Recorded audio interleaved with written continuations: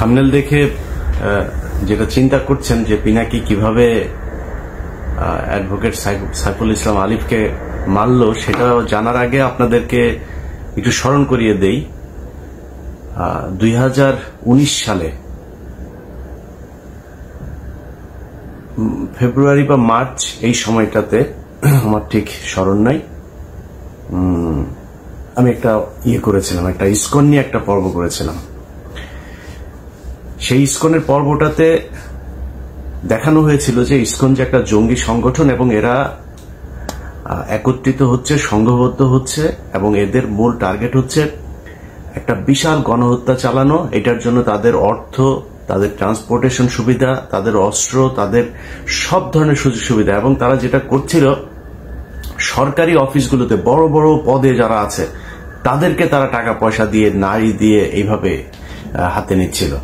যে কারণে বিভিন্ন জায়গায় যখনই কোথাও কোনো আপনার এমনকি হিন্দুদের সাথেও তাদের বিভিন্ন মন্দির দখল নিয়ে গ্যাঞ্জাম হয়েছে, সেই গ্যাঞ্জামগুলোতেও দেখা গেছে ইসকনের সংখ্যা কম কিন্তু পুলিশ প্রশাসন সবসময় তাদের পক্ষে দাঁড়িয়েছে, যে কারণে তাদের সাথে পারা যায়নি।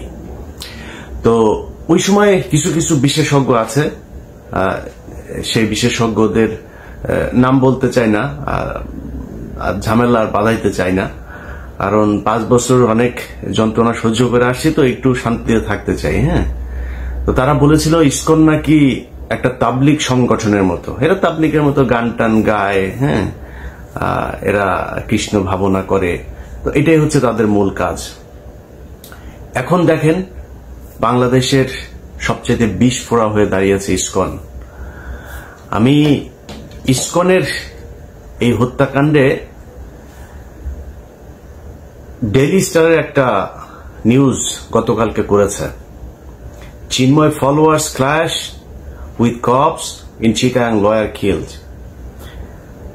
এটা হচ্ছে ডেইলি স্টারের সংবাদ। আর প্রথম আলো নিউজ করেছে, সময় নিউজ করেছে, চট্টগ্রামে আইনজীবীকে হিন্দু ভেবে হত্যা করলো দুষ্কৃতিকারীরা। বুঝছেন তো, হিন্দু ভেবে কারা হত্যা করেছে, তার মানে মুসলমানরা হত্যা করেছে। তো সমস্যাটা এইখানেই, এখনো পর্যন্ত এই গণমাধ্যমকে কিছুই করা হয় নাই, গণমাধ্যমে কিছুই হয় নাই। সময় টেলিভিশনের সাকি এখানে এখন পর্যন্ত তাদের হয়ে কাজ করে। কমল দে এখনো পর্যন্ত, এই যে নিউজের সাথেও সম্ভবত কমল দে জড়িত আছে, সে ওইখানে এই নিউজ করেছে, সময় টেলিভিশনে কালকে থেকে যাচ্ছে। এখন এটা বিচার করবে কে? আপনাদের গত 2 দিন ধরে দেখছি যে সবাই পিনাকির পেছনে লেগেছে, কারণ পিনাকি হচ্ছে ওই যে প্রথম আলোর সামনে গিয়ে গরু জবাই করেছে, এটার জন্য। পিনাকির অতীত, পিনাকি গণজাগরণ মঞ্চের সাথে ছিল, পিনাকি অনেক বাম করেছে, পিনাকি হুজুরদের বিরুদ্ধে অনেক কথা বলেছে, জামাতের বিরুদ্ধে অনেক কথা বলেছে। পিনাকির প্রতি আপনার ক্ষোভ থাকুক, সন্দেহ থাকুক, কোনো সমস্যা নেই, কিন্তু পিনাকি যেটা করেছে এই গেল 2-3 বছরে, পিনাকির যে অবদান এইটুকু আপনাকে স্বীকার করতে হবে।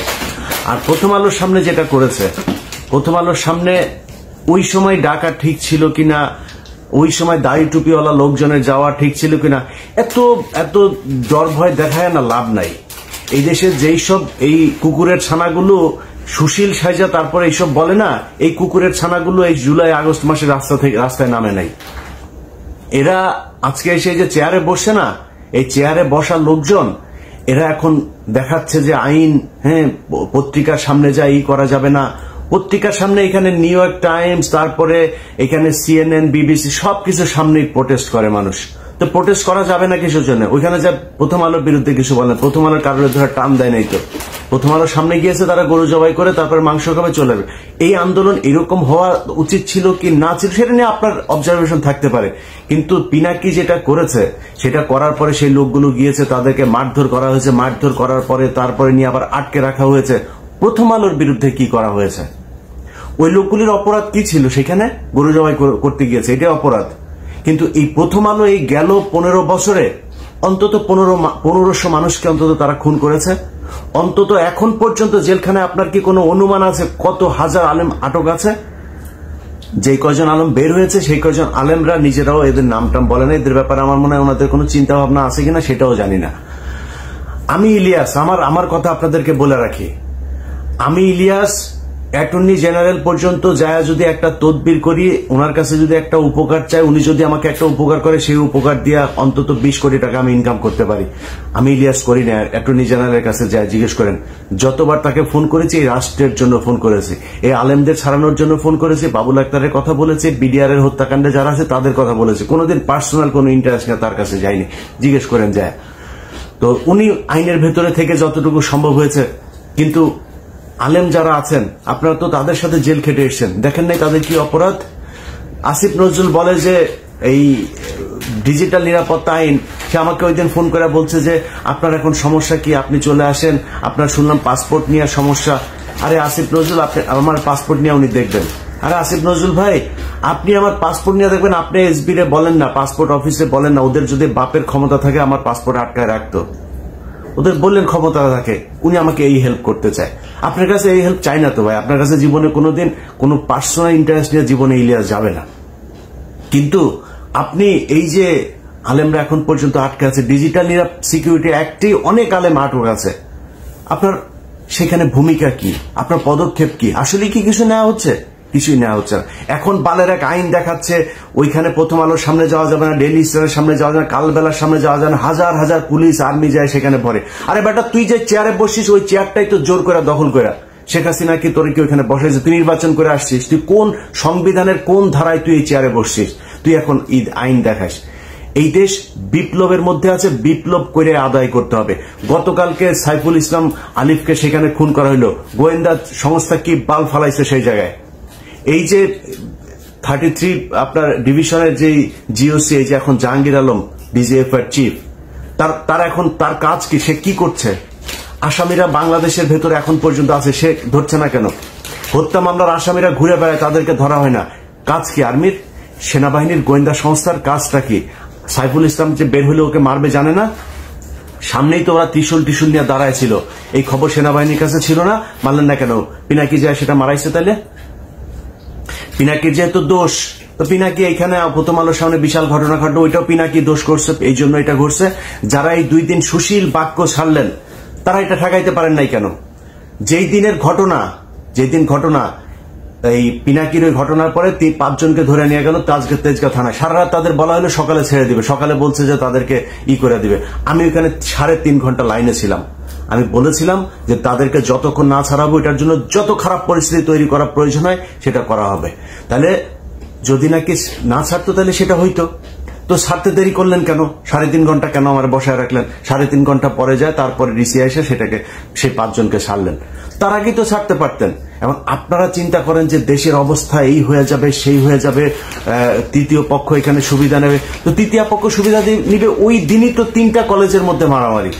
সেই কলেজের ওগুলি গোয়েন্দা সংস্থা ঠেকাইতে পারে নাই কেন? সেগুলো ঠেকানো উচিত ছিল না? ইসকন এখনো পর্যন্ত যেগুলো করে, ইসকনের লোকজনদের ধরেন না কেন? এই যখন আমি ভিডিও বানাচ্ছি বাংলাদেশ সময় গভীর রাত, এই সময় পর্যন্ত শুনলাম যে তারা বিভিন্ন পাহাড় বিভিন্ন জায়গায় ইসকনের লোকজন জড়ো হয়ে তারা সমাবেশ করছে, তারা কিভাবে মুসলমানদের উপরে হামলা করা যাবে এইসব নিয়ে ঐক্যবদ্ধ হচ্ছে। তো এটা তো গোয়েন্দা সংস্থার কাজ, কিছু করছেন কি আপনারা? এখন প্রথম আলো, ডেইলি স্টার আর হচ্ছে গিয়া এইটা হচ্ছে বাংলাদেশের সবচাইতে সেন্সিটিভ জায়গা। এই যে ডেইলি স্টারের যে সংবাদ, যে পুলিশ আর আইনজীবীদের এই ইসকনের নামও নেন, একটা জায়গায় ইসকনের নাম নেই, ওই যে চিন্ময়ের নাম নিচ্ছে, চিন্ময়ের ফলোয়ার্সদের মধ্যে পুলিশের একটা সংঘর্ষ, সেখান থেকে একটা নিয়ে হাসপাতালে ভর্তি করেছে। হাসপাতালে ভর্তি করার পরে তারপরে ডাক্তার তাকে, কর্তব্যরত ফিজিশিয়ান তাকে আপনার প্রোনাউন্স করছে যে হি ইজ ডেড। এখন এর বাইরে কোনো তথ্য তারা জানে না, তারা এইভাবে একটা মিস ইনফরমেশন মানুষের মধ্যে ছড়ায় দিল। এটা তাদের সূক্ষ্মভাবে এইভাবে গত 15 বছর করেছে, এখনো করবে, সামনেও করবে। এদেরকে সুযোগ দেয়া যাবে না। যে যত বালের আইন মাইন, যত বালচাল শিখান, কোনো সমস্যা নেই। ডেইলি স্টার, প্রথম আলো, আপনার এলাকায় যারা কিনা এদের এই যে পত্রিকার দেয় না, এদেরকে বলতে হবে এটা আমার মত প্রকাশের স্বাধীনতা। প্রথম আলো, ডেইলি স্টার যেমন মত প্রকাশ করে না, আমার মত প্রকাশের স্বাধীনতা। যে এরা হচ্ছে গিয়ে অন্য দেশের এজেন্ট, এরা পত্রিকা না। ডেইলি স্টার, প্রথম আলো এই দেশের দুষ্কৃতিকারী, তারা দেশদ্রোহী, তারা পত্রিকা না, পত্রিকা সাংবাদিক না, এদের পত্রিকা সাংবাদিক টেলিভিশন। আপনি যিনি দিনাজপুরে বসে আছেন চট্টগ্রামের ঘটনার জন্য আপনার খারাপ লাগছে না? যিনি চুয়াডাঙ্গায় আছেন খারাপ লাগে না? জামালপুর আছেন খারাপ লাগে না? কুমিল্লায় আছেন খারাপ লাগে না? ব্রাহ্মণবাড়িয়া আছে খারাপ লাগে না? আপনি ওইটার জবাব নিতে চান, ওইটার প্রতিশোধ নিতে চান, আপনার এলাকায় বসে আপনি প্রতিশোধ নেবেন। প্রথম আলো, ডেইলি স্টার, কালবেলা এরা কোনো পত্রিকা না, এরা এই দেশের দুষ্কৃতিকারী। বিপ্লব চলছে, বিপ্লবের মাধ্যমে সেটাকে মোকাবেলা করতে হবে। আইনগতভাবে যদি মোকাবেলা করতো তাহলে সরকার এতদিনে করতো, কোনো কিছুই করে নাই। এবং প্রথম আলো, ডেইলি স্টার তার লোকজন সব ইউনূস সরকারের পিছনে আশপাশে বসা রাখছে। ডক্টর মোহাম্মদ ইউনূস তো কাউকে চেনেও না ঠিক মতো, তো উনি মনে করছেন ভালো মানুষ, উনি মনে করছেন ও এই দক্ষ মানুষ, পড়াশোনা করেছে, ভালো বোধহয় ইয়ে করবে। কিন্তু এই যে পড়াশোনার পাশাপাশি যে সে যে প্রথম আলোতে কোচিং করেছে, এই দিল্লিতে গিয়ে কোচিং করেছে, সেটা তার ডক্টর মোহাম্মদ ইউনূস জানে না। তো তাদেরকে নিয়ে বসায় রেখেছে, তারা তাদের মতো করে কাজ করছে। অতএব আইনগতভাবে প্রথম আলো, ডেইলি স্টার এদের বিরুদ্ধে এরা কিছু করবে না। আমি একটা ডকুমেন্টারি তৈরি করলাম, সব দেখাইলাম সেইখানে, তারপরে ওইটার পক্ষে কোনো ব্যবস্থা তো নাই। ও বা ওনারা উপরের লেভেলে সবাই বসে বসে প্রথম আলোর পক্ষে করে আপনার ফেসবুকে পোস্ট করে, মানে আমার নিয়েও কিছু বলে না, ডকুমেন্ট নিয়েও কিছু বলে না, প্রথম আলোর পক্ষে পোস্ট করে। এই যেটার জন্য এই যে গেল কয়দিন ধরে আপনার এই 2 দিন আগেও ধরেন এই যে স্বামীর সাথে যেটা হইলো আমার, সে এখানে পোস্ট করেছে আরেক, মানে ওরা ইসকন নিয়ে এর আগেই করেছে। এই গ্রুপ, এই যে শাহেদ আলম, তসলিম এই যে গ্রুপটা আছে না, এরা ইসকনের পক্ষে এসে তারপরে দিল। তসলিম তোর না ইসকন না বলছিলি যে তুই এরা নাকি খুব করে আপনার তোর ওই যে মানে খুব নিরীহ টাইপের ধর্ম পালন করে, তুই বিশাল আকারে এক বিশ্লেষণ করছিলি। আমি বলছিলাম যে ওরা সরকারি কর্মচারীদেরকে টাকা দেওয়া কিনছে এবং এইভাবে বিভিন্ন জায়গায় লোকজন বাড়াচ্ছে। সেটা ঘটলো আজকে ঘটেছে। অতএব তুই সেদিন ঠিক ছিলি না, আমি ঠিক ছিলাম। এইভাবে আপনার বিভিন্ন সময় এই তথ্য সন্ত্রাসের মাধ্যমে এইসব সাংবাদিক পরিচয় দিয়ে, সংবাদপত্র পরিচয় দিয়ে, এইসব পরিচয় দিয়ে এটা চলতেই থাকবে। অতএব আপনাদের কাছে অনুরোধ, আপনার এলাকায় যে এই প্রথম আলো, ডেইলি স্টার, দিল্লির যে আছে, এদেরকে যারা নিয়ে যাবে তাদেরকে আপনাদের মত প্রকাশের স্বাধীনতা প্রকাশ করতে হবে তাদের সামনে গিয়া। এই সাইকেলে করে, মোটর সাইকেলে করে আপনার বাড়িতে গিয়ে পত্রিকা দিয়ে আসে না, যারা কিনা ওইখানে এজেন্ট আছে না, তাদের কাছে যে আপনাদের মত প্রকাশের স্বাধীনতা প্রকাশ করতে হবে, যা বলার সেটা বুঝা নিয়ে। অতএব এখন এই সাইফুল ইসলাম আলিফের যে হত্যাকাণ্ড, এই হত্যাকাণ্ড নিয়ে আসলে মানে প্রথম আলো, ডেইলি স্টার সহ এই যে এই পত্রিকায় সুশীল মার্কা যারা বসে আছে না, এখানে ভাই সবই বেশিরভাগই ওদের লোকজন। সো আপনার এখন হয়তো একটা পরিস্থিতির কারণে একটু চুপ হয়ে আছে, তারপরে সবল দিচ্ছে, মাঝে মধ্যে ফোঁস করে উঠছে। এই ডেইলি স্টার এইটা হচ্ছে তার আর একটা প্রমাণ। তো আমরা কিছু বলার নাই, এই দেশে মুসলমানরা এখন সংখ্যালঘু। আমরা মানে এমন একটা অবস্থায় আছি, আসলে মানে এই দেশে আমাদের থাকাটা খুব কষ্টকর হয়ে যাবে, খুব ঝুঁকিপূর্ণ একটা জায়গার মধ্যে আছে। কারণ ওরা সবাই চায় এই দেশটা ভারত নিয়ে নেক, ভারতের সাথে মার্চ করুক। এই হিন্দুদের সাথে আবার বুদ্ধিজীবীরা, সুশীলরা, এখন যারা সরকারে বসেছে, এদের ভেতরেও মানে আমার মনে হয় ডক্টর মোহাম্মদ ইউনূস বাদে এখানে যারা আছে প্রায় সব কয়টাই এইটাই চায়। তো এটা চাইলে আমরা এটা করে এটার কেমনে কি করব বলেন? কিছু করার আছে? করণীয় আছে আমাদের? কিছুই করণীয় নাই। তো যার যা করার, যে যেভাবে চিন্তা করেন, সংঘবদ্ধ থাকেন। ছাত্রদল, ছাত্র শিবির, আপনাদেরকে বলবো ভাই, আপনারা সবাই তো বিক্রি হয়ে যান নাই, আপনাদেরকে বলবো যে আপনারা এই বিষয়গুলো নিয়ে সিরিয়াসলি চিন্তা করেন ভাই। এখন ক্ষমতায় আসা, তারপরে হচ্ছে গিয়ে চাঁদাবাজি করা, ধান্দাবাজি করা, নিজের চিন্তা করা, ভাই দেশটার আগে বাঁচাইতে হবে। এই দেশটার জন্য যদি প্রয়োজন হয়, আবারও বলে নিচ্ছি, এখন তো আমার দেশে গেলে সমস্যা নাই, যদি প্রয়োজনে আপনারা যদি সেরকম কোন পরিস্থিতি মনে করেন যে দেশে হচ্ছে, ভারতের সাথে যুদ্ধ করতে হবে, আমি আপনাদেরকে কথা দিলাম, আমি ইলিয়াস হোসেন ফার্স্ট পার্সন বুকে গুলি নেওয়ার জন্য দেশে ফিরে আসবো ইনশাল্লাহ। কোনো সুবিধা নেওয়ার জন্য আসবো না। যদি গুলি নেওয়ার সেই পরিস্থিতি তৈরি হয়, ইনশাল্লাহ প্লেনে চড়বো। অতএব আপনাদের কাছে অনুরোধ, রাজনীতি করেন, যা করেন, যেইভাবে করেন, ভাই দেশটা খুব সমস্যার ভেতরে আছে।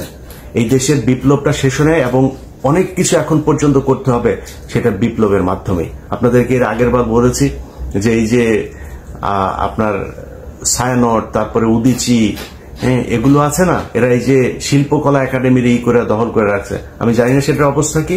আপনাদের কাছে অনুরোধ ভাই, এই যে কলরব আছেন, সাইমন শিল্প গোষ্ঠী আছেন, আরো অনেক জামায়াত শিবিরের অনেক প্রতিষ্ঠান আছে, কওমিদের অনেক প্রতিষ্ঠান আছে। আপনারা যায় সেগুলো ভাই দখল করবেন। আপনাদের নাটক চলবে, আপনাদের গান চলবে, আপনারা সিনেমা বানাবেন, এগুলো চলবে।